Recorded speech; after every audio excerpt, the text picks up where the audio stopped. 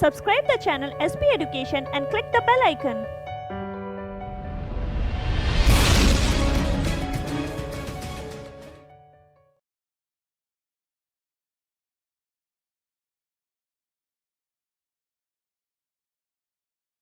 Hello everyone, welcome to our channel SP education. This is Pravagya और अपनी आज की क्लास में हम modern history by Bipin Chandra की सीरीज को आगे कंटिन्यू करेंगे। अपनी बिपिन चंद्र की लास्ट सीरीज में हम लोग चैप्टर नंबर 2 कवर कर रहे थे, जिसमें हम बात कर रहे थे इंडियन स्टेट एंड सोसाइटी की। तो इंडियन स्टेट एंड सोसाइटी की हमने बात करी थी, जिसमें हमने देखा था कि किस तरीके से स्टेट और सोसाइटी जो थे वो फ्लोरिश कर रहे थे, किस तरीके से आपके अलग अलग स्टेट लाइक अवध हो गया, पंजाब, बंगाल, हैदराबाद, ये सब केरल, ये सब फ्लोरिश कर रहे थे और एस्टैब्लिश हो रहे थे। इन सब स्टेट के बारे में हमने डिटेल में बात की। देन हमने इन स्टेट के ट्रेड के बारे में बात करी कि इस टाइम पे हमारा ट्रेड सिस्टम कैसा था। ट्रेड सिस्टम के अलावा आज हम यहाँ पे जो बात करेंगे वो हम बात करेंगे अपने एजुकेशन सेक्टर की, सोशल पार्ट की और कल्चरल पार्ट की। तो when we talk about education, तो एजुकेशन की क्या हालात थी अगर हम बात करें तो देखिए, एजुकेशन सिस्टम जो था वो ऐसा नहीं था कि बिल्कुल इग्नोर किया जा रहा था, नहीं, एजुकेशन को कंसीडर किया जा रहा था। अब कुछ कुछ इंपॉर्टेंट बातें आप सुन के साथ में लिख सकते हो, ऐसा कुछ बहुत ज़्यादा नहीं है यहाँ पे, ना बहुत ज़्यादा फैक्ट है ना बहुत ज़्यादा नाम है, बस छोटा सा एजुकेशन के बारे में बात जाननी है कि एजुकेशन सिस्टम जो था वो क्या था। वो इग्नोर नहीं किया जा रहा था, लेकिन एजुकेशन सिस्टम जो था वो ट्रेडिशनल बेस पे बेस्ड था। यहाँ पे जो एजुकेशन सिस्टम में बात की जा रही थी तो एजुकेशन ट्रेडिशनल वे पे बेस्ड थी, और जो वेस्ट की तरफ जो भी चेंजेस आ रहे थे in the education system, modern education की जो बात की जा रही थी या फिर वेस्टर्न एजुकेशन की जो बात की जा रही थी, तो वेस्टर्न एजुकेशन का यहाँ पे इन्फ्लुएंस हमें देखने को नहीं मिला। नो इन्फ्लुएंस, हमारे यहाँ पे वेस्टर्न एजुकेशन का इतना इन्फ्लुएंस नहीं था। जो भी आपके हायर एजुकेशन के लिए सेंटर एस्टैब्लिश किए जाते थे, मतलब जो भी हायर सेंटर थे जो हायर एजुकेशन की पढ़ाई कराएंगे, तो वो हायर एजुकेशन वाला काम कर कौन रहे थे? हायर एजुकेशन के सेंटर स्टैब्लिश करने वाला काम कौन कर रहे थे? वो सेंटर स्टैब्लिश करने वाला काम हो रहा था किसके थ्रू? राजा करते थे, नवाब्स करते थे, या फिर कोई रिच जमींदार सेटअप करेंगे, और इन्हीं तक ये एजुकेशन जो थी वो सीमित होकर रह गई थी। एक तो ट्रेडिशनल चीज़ें थी, बहुत ज़्यादा चीज़ें, साइंस, साइंटिफिक नॉलेज, इन सब से तो कोई नाता नहीं था। तो साइंटिफिक स्टडी लिख के तो यहाँ पे हम बड़ा क्रॉस लगा देंगे, ठीक है। यहाँ पे साइंस से रिलेटेड चीज़ें नहीं थी, old traditional way of teaching और ओल्ड ट्रेडिशनल वे चला आ रहा था। सिर्फ जो हायर क्लास के लोग थे ज़्यादातर वही ये चीज़ ले पा रहे थे, तो एजुकेशन सिस्टम में ये सारी चीज़ें चल रही थी। क्लियर हुए? बहुत ज़्यादा कुछ ना नाम याद करना ना फैक्ट याद रखना। एजुकेशन स्ट्रक्चर तो बाद में धीरे धीरे आगे जाके चेंज होगा। अभी आगे जाके जब आपके वेस्टर्न एजुकेशन प्रमोट होगी, इंग्लिश लैंग्वेज लेके आएंगे, ठीक है, हम लोग पढ़ेंगे, मैकले मिनट्स के बारे में पढ़ेंगे, तो इस तरीके से यूनिवर्सिटी सेटअप होंगी जो उनके बारे में पढ़ेंगे। तो इस तरीके से एजुकेशन का तो प्रॉपर अलग से हम एक जो है हेडिंग करेंगे। आपको पता होगा स्पेक्ट्रम अगर बुक अगर किसी ने पढ़ी है, देखी है, मैंने बोला था कि देखो वीडियो नाम में बिपिन चंद्रा है, बट इसके बाद आप कोई भी बुक पढ़ो, बीट बिपिन चंद्रा, स्पेक्ट्रम, कुछ भी पढ़ लो, कंसेप्ट आपको सारे समझ में आएंगे। तो वहां पे एजुकेशन का इवोल्यूशन, प्रिंटिंग प्रेस के इवोल्यूशन पे अलग अलग से चैप्टर बनाए हुए हैं, तो वो हम सेपरेटली स्टडी भी करेंगे, वो हम लोग यहाँ पे भी इंक्लूड करेंगे, डोंट वरी अबाउट दैट। अब हम बात करते हैं किसकी? आपके सोशल स्ट्रक्चर की। किसकी बात करेंगे हम लोग? अब हम बात करेंगे सोशल स्ट्रक्चर की।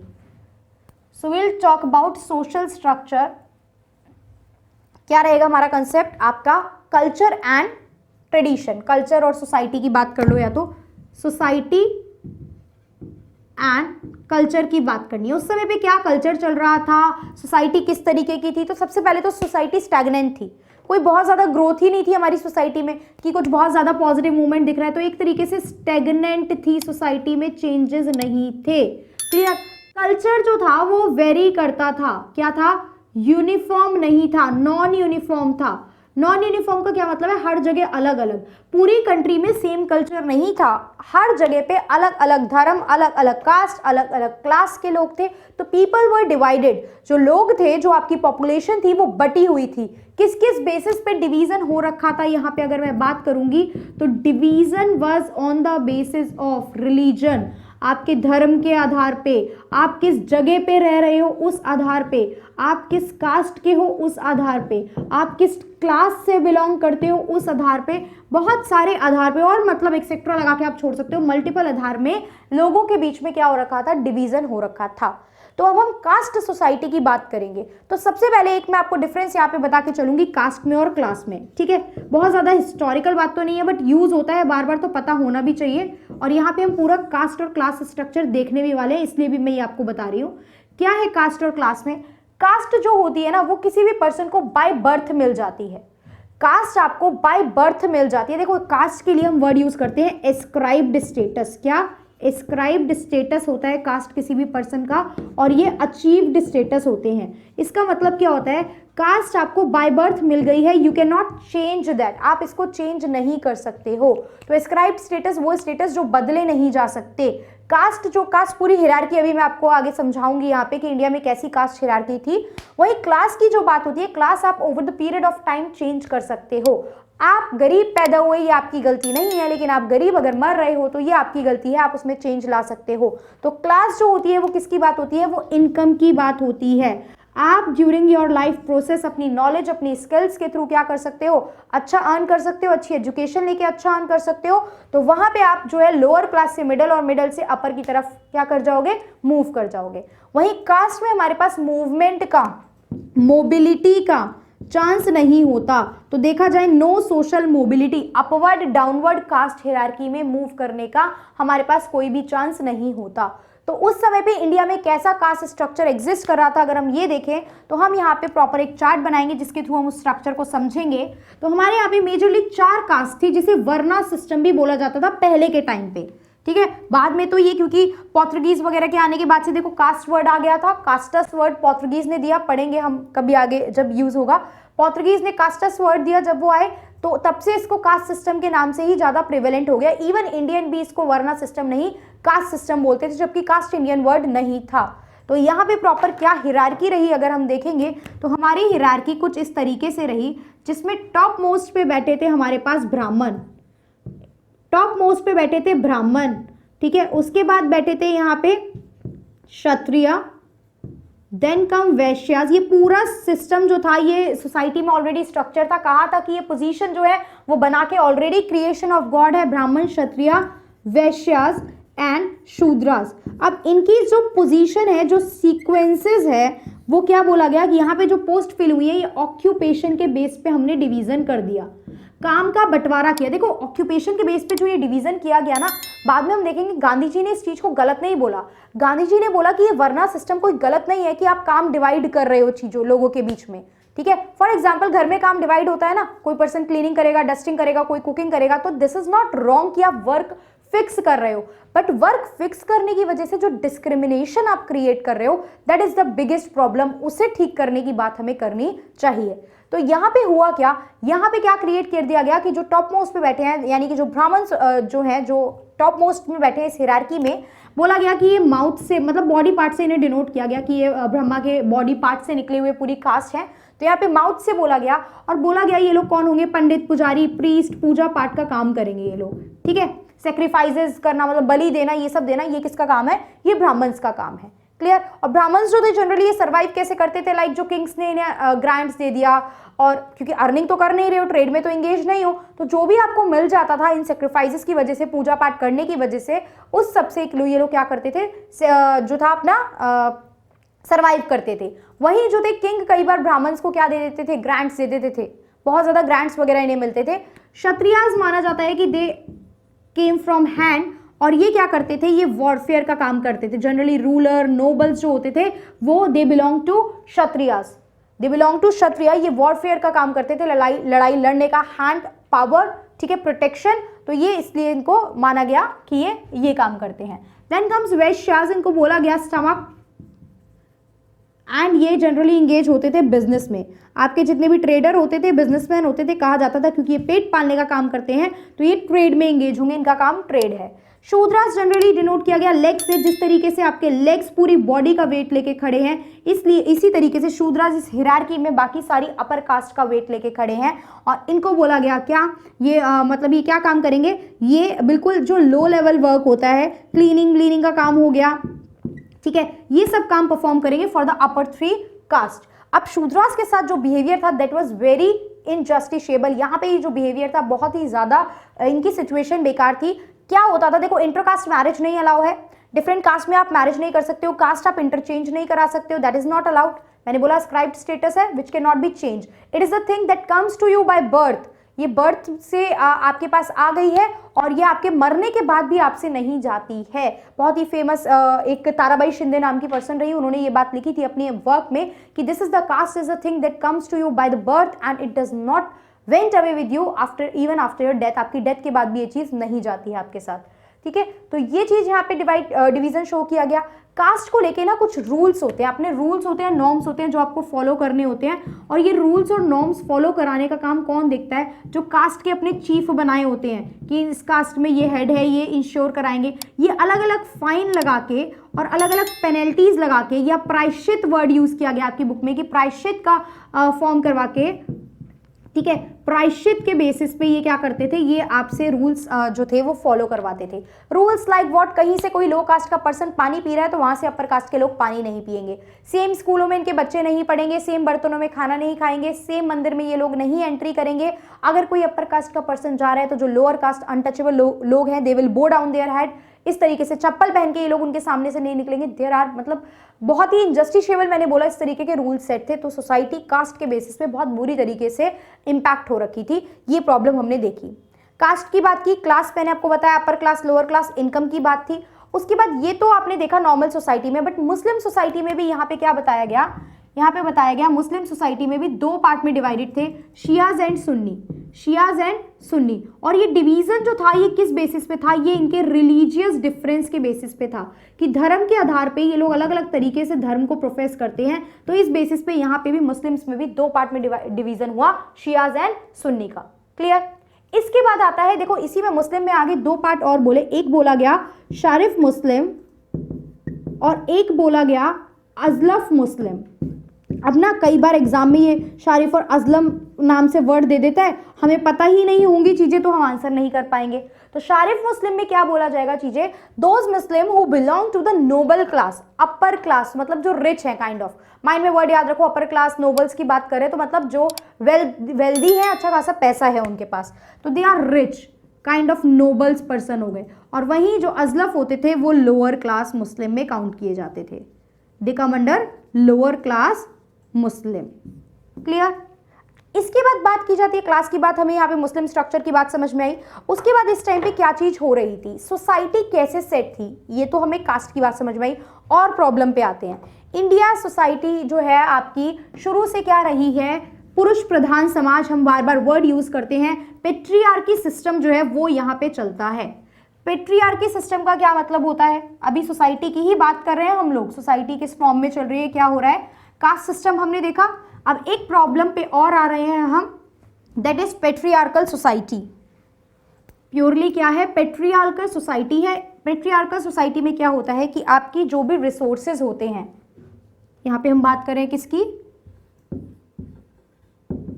पेट्रियार्कल सोसाइटी, पुरुष प्रधान समाज की बात कर रहे हैं। क्या है पेट्रियार्कल सोसाइटी का मतलब, फादर से उसके बेटे के पास जो है आपकी जनरेशन है, आपकी प्रॉपर्टी या आपका जो भी रिसोर्सेज हैं वो ट्रांसफर होंगे, उसके बेटे से उसके बेटे के पास जाएंगे। इस तरीके से दिस लीगेसी विल कंटिन्यू, ये जो ट्रांसफर का प्रोसेस है, ट्रांसफर ऑफ प्रॉपर्टी पोजेशन जो है ये इस तरीके से ट्रांसफर होगा।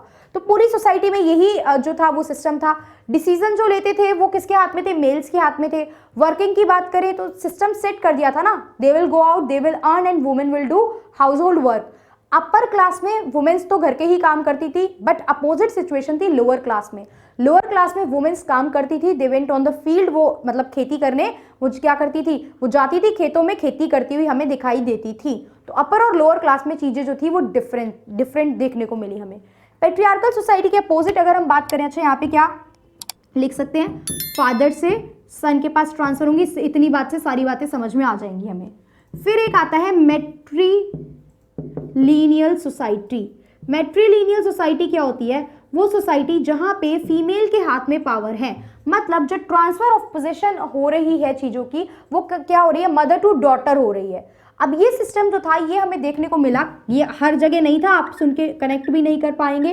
केरला के नायर्स एक समुदाय था केरला में, वहाँ पे हमें मैट्रिलिनियल सोसाइटी देखने को मिलती थी, जहाँ पे हर जगह वुमेन्स को सिर्फ घर में रखने की बात और वुमेन्स घर के काम करेंगी ये बात देखी जा रही थी। वहीं केरला के नायर समुदाय में देखा गया कि वुमेन को अलग रिस्पेक्ट दी जा रही है, वुमेन को पावर दी जा रही है, वुमेन को डिसीजन मेकिंग में पार्टिसिपेट करने की बात की जा रही है और वुमेन को ओनरशिप, ठीक है, ये शेयरिंग दी जा रही है किसी भी चीज में। और शेयरिंग क्या है, तो कंट्रोल ही वुमेन का था, किसमें, मैट्रिलिनियल सोसाइटी में। तो केरला में दिस थिंग हैपन। एक बहुत फेमस यूरोपियन ट्रैवलर ने भी ये बात बोली थी, बुक में कोट भी होगी, आप पूरी लाइन पढ़ेंगे कि इंडिया में वुमेन्स जो थी वो किसी भी टाइम जो थी वो मूव कर सकते हैं विदाउट एनी फेयर, मतलब कोई फियर नहीं है। लेकिन आज की डेट में नहीं ट्रू है ये सिचुएशन, लेकिन उन्होंने ये बात यूज की थी कि उस टाइम पे इंडिया में कभी भी किसी भी टाइम जो है वो women they will go out और कोई भी डर उन्हें नहीं है कि कोई भी क्या, कोई भी एक प्रॉपर उन्होंने वर्ड यूज करा कि कोई भी उन पे किसी भी तरीके का कमेंट करेगा, किसी भी तरीके का खतरा उन्हें उस टाइम पे महसूस नहीं होता था। वहीं लोअर क्लास और अपर क्लास वुमेन की बात की गई है। अपर क्लास वुमेन जहां कहीं बाहर नहीं जा रही थी काम करने, वहीं लोअर क्लास वुमेन जो थी वो काम करने बाहर निकली, दे स्टेप असाइड और खेतों में काम करती देखने को मिली। वहीं बात करते हैं पर्दा सिस्टम की, तो देखो पर्दा सिस्टम, पर्दा प्रथा जो थी वो नॉर्थ में तो बहुत ज़्यादा हद तक एग्जिस्ट करती थी, but not in south. South के एरिया में ये पर्दा प्रथा वाला जो सिस्टम था ये हमें देखने को नहीं मिला, तो नॉर्थ में ये जो सिस्टम था ये देखने को मिला।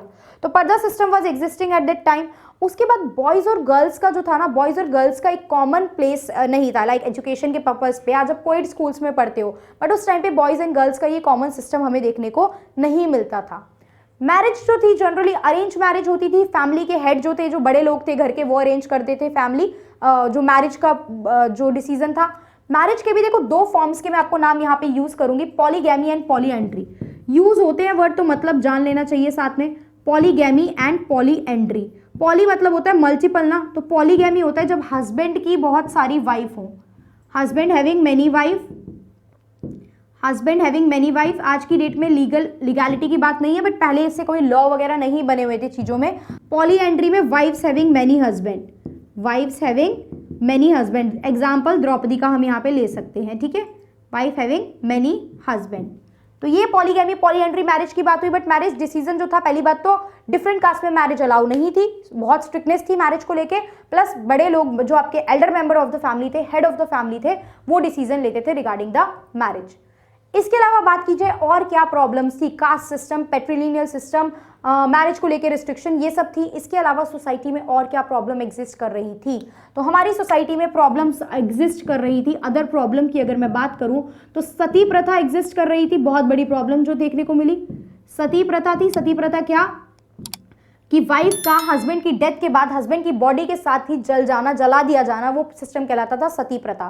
प्लस डोरी सिस्टम बहुत ज़्यादा था, मैरिज पे बहुत खर्चा होता था, ये मैंने आपको बताया था अभी मैंने जब प्रीवियस वीडियो में कि कोशिश की थी राजपूत की अगर हम बात करें तो उन लोगों ने कोशिश की, राजपूताना वेडिंग में बहुत एक्स्ट्रा एक्सपेंडिचर, लैविश लग्जरी, ये सब चीज़ें थी। तो यहाँ पे कोशिश भी की गई थी, पेशवा के टाइम पे भी कोशिश की गई कि भैया हम ये लिमिट लगा रहे हैं कि खर्चा बहुत ज़्यादा शादियों में नहीं होगा, जिससे कि जो लोग बेटियों को बोझ समझने लग गए थे, जो बर्डन वाला फीलिंग आ गया था, वो कम हो जाए कि हमें इतना खर्च करना पड़ेगा। ठीक है, तो सती प्रथा, डोरी सिस्टम एग्जिस्ट कर रहा था, बहुत सारे और भी काम किए गए इसके लिए, बाद में जाके आप देखोगे। विडो रीमैरिज की बात, अच्छा विडो रीमैरिज सिर्फ ब्राह्मण्स में तो बिल्कुल अलाउ नहीं थी, बहुत जो स्ट्रिक्टनेस थी, बट ब्राह्मण्स के अलावा नॉन ब्राह्मण्स में देखा गया कि विडो रीमैरिज जो है वो हो रही है, मतलब देखा गया ऐसे एग्जाम्पल। बट स्टिल बाद में आगे जाके आप देखोगे जब रिफॉर्मर की बात करेंगे तो Raja Ram Mohan Roy and there are multiple reformer जिन्होंने इन सब टॉपिक पे आगे जाके काम किया हमारी सोसाइटी के लिए।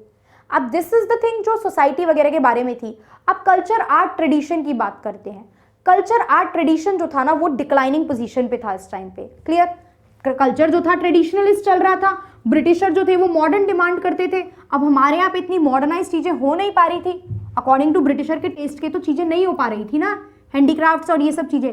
स्टिल चीजें आई, अच्छी चीजें आई आर्ट एंड आर्किटेक्चर के फॉर्म में। अगर मैं बात करूँ तो कल्चर ट्रेडिशनलिस्ट था, अगर हम बात करेंगे तो कल्चर ट्रेडिशनलिस्ट के बाद थोड़ा सा आर्ट जो था वो डिक्लाइन हो रहा था, लेकिन फिर भी आर्किटेक्चर के फॉर्म में अगर हम देखें तो आर्किटेक्चर के फॉर्म में हमारे पास लखनऊ का इमामबाड़ा, लखनऊ का इमामबाड़ा आप यहाँ पे लिख सकते हो। प्लस मैंने बताया था जयपुर सिटी जो कंस्ट्रक्ट की गई बहुत ही टेक्नोलॉजी के साथ एंड बहुत ही प्यारी सिटी जो थी वो कंस्ट्रक्ट की गई। राजा सवाई जय मान सिंह वगैरह का नाम हमने मेंशन भी किया था लास्ट वीडियो में। So this is the thing जो बहुत प्रॉपरली यहाँ पे काम हुआ। म्यूजिक जो था वो क्या था, नॉर्थ एंड साउथ, म्यूजिक जो था वो नॉर्थ एंड साउथ दोनों जगह पे प्रिवेल होता हुआ हमें दिखा। न्यू स्टाइल ऑफ पेंटिंग आए, न्यू स्टाइल ऑफ पेंटिंग आए, बहुत ज़्यादा क्या, पेंटिंग के बारे में पूरा तो आर्ट एंड कल्चर में आप पढ़ोगे, यहाँ तो जानना नहीं है, but Kangra and Rajputana, these new style of painting जो थी वो हमें यहाँ पे देखने को मिली। इसके अलावा म्यूजिक फ्लोरिश हो रहा था, भक्ति सूफी मूवमेंट आ रहे थे, मुस्लिम्स में सूफिज्म, हिंदू में आपका देखा भक्तिज्म के बारे में यहाँ पे बात हो रहा था, तो ये हिंदुइज्म सूफिज्म यहाँ पे इवॉल्व होना स्टार्ट हुआ। पोइट्री थोड़ी डिक्लाइन पे यहाँ जाने लगी, लेकिन फिर भी बहुत डिफरेंट पोइट, मिर्जा गालिब की बात करेंगे, असम में पोइट्री फ्लोरिश हो रही थी, साउथ में बहुत अलग अलग जो सिंगर थे, लिटरेचर थे, राइटर्स थे, ये निकल के आ रहे थे, ठीक है। रविंद्रनाथ टैगोर की बात आप करेंगे, उस समय पे बांग्लादेश के टाइम पे उन्होंने अमार सोना बांग्ला लिखा था जो बहुत ही फेमस हुआ, बंगाली लैंग्वेज में जो था, ठीक है। जनगण मन तो भी बाद में आया, जो आज की डेट में हम लोग क्या नेशनल एंथम बोलते हैं। तो ये बहुत सारे हमारे सामने क्या आए, बहुत सारे पोइट, बहुत सारे आर्किटेक्चर जो थे वो निकल के आ रहे थे। भक्ति सूफी मूवमेंट हो रहा था। फेस्टिवल की बात की जाए तो देखा जा रहा था कि हिंदू मुस्लिम मतलब मिक्स्ड फेस्टिवल जो थे वो मनाए जा रहे थे, मिक्सचर ऑफ फेस्टिवल यहाँ पे मनाया जा रहा था, साथ में फेस्टिवल मनाए जाते थे। तो दिस इज द कंडीशन जो उस टाइम पे सोसाइटी की कंडीशन थी, ठीक है। यहाँ पे आपको सोशल सिचुएशन बताई किस तरीके से डिक्लाइनिंग में थी, कल्चर किस तरीके से चल रहा था। देयर आर फ्यू नेम जो बुक में मेंशन है, रीड करना है, याद करने की कोई खास जरूरत नहीं है, इतनी बात हमें यहाँ पे इस चैप्टर में जाननी बहुत ज्यादा जरूरी थी। सो ये हमने फर्स्ट चैप्टर पूरा कंप्लीट करा बुक के अकॉर्डिंग, हमने सेकंड चैप्टर पूरा कंप्लीट करा बुक के अकॉर्डिंग। नाउ नेक्स्ट वीडियो से हम लोग स्टार्ट करेंगे third chapter, that is advent of European. European का किस तरीके से यहाँ पे आगमन हुआ और किस तरीके से ब्रिटिशर जो थे वो यहाँ पे ऐसी सुपर पावर बन गए कि आने के बाद उन्होंने इतने साल रूल करा और वो यहाँ से नहीं गए। So this is all for this video. Next video में हम लोग कवर करेंगे next topic, that is your chapter number 3। So thank you for watching the video.